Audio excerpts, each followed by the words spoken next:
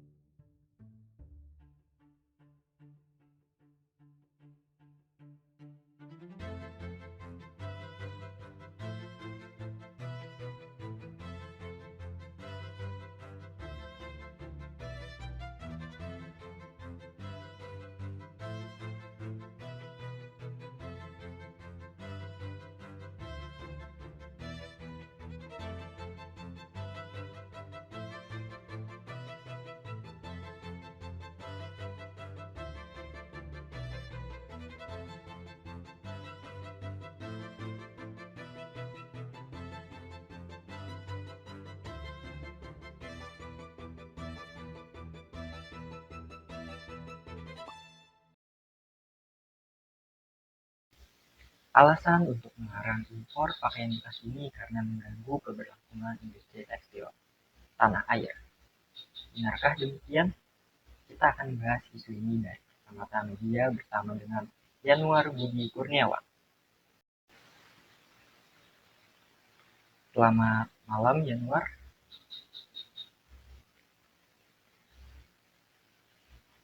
Ini alasannya kan karena mengganggu industri tekstil tanah air. Apakah memang hanya pakaian bekas impor yang mengganggu? Bagaimana dengan impor baju baru melalui marketplace misalnya, yang kita ketahui jumlahnya juga besar, maupun begitu juga banyak brand-brand internasional yang kian menjamur di Indonesia. Pandangan media melihat hal ini yang Jadi memang kalau pemerintah melakukan pelarangan pakaian bekas impor, larangan menurut pemerintah ada beberapa alasan diantaranya. Berpakaian bekas impor dinilai tidak baik untuk kesehatan karena bisa menimbulkan penyakit jamur dan sebagainya.